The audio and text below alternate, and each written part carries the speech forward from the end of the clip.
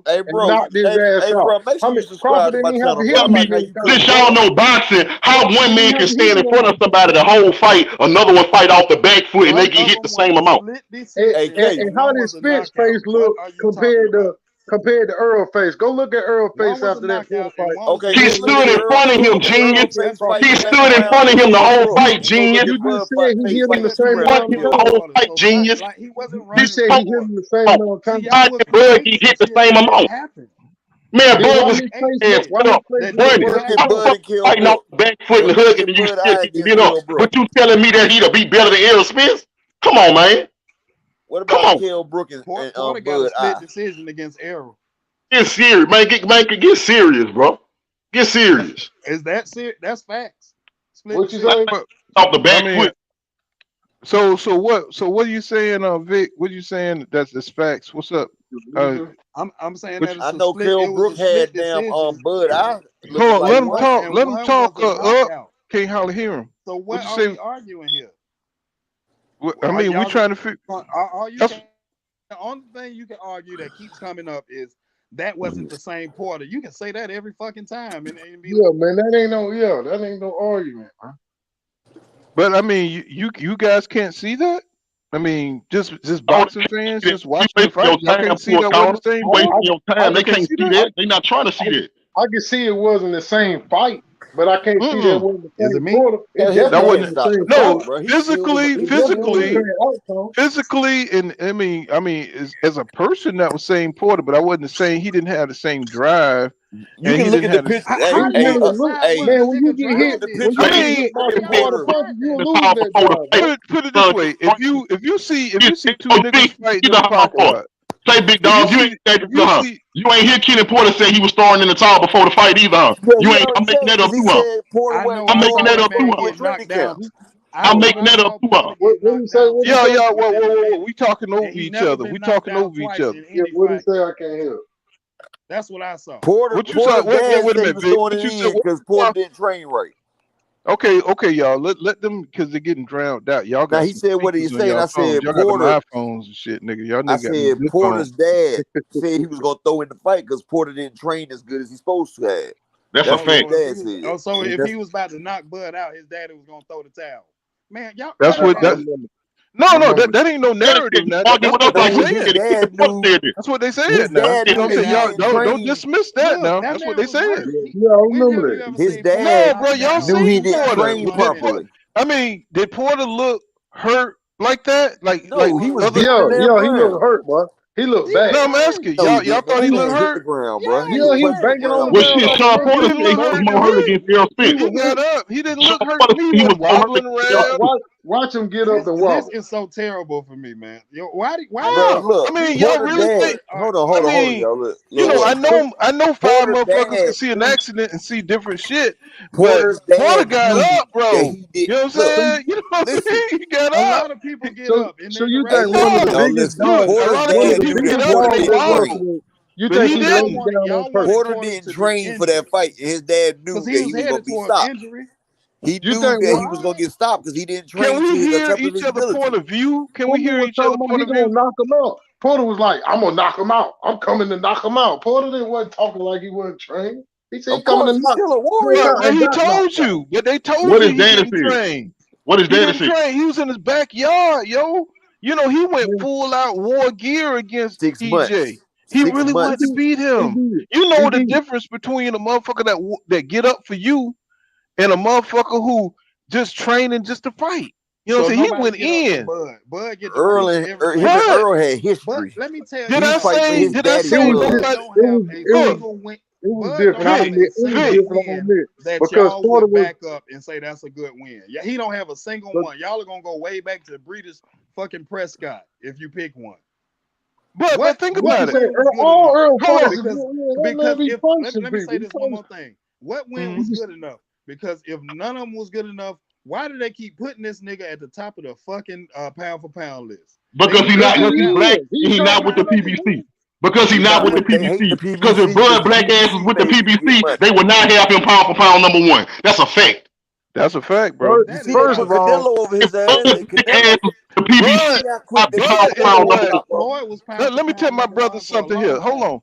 Look how fast they put Canelo over. You remember Frazier?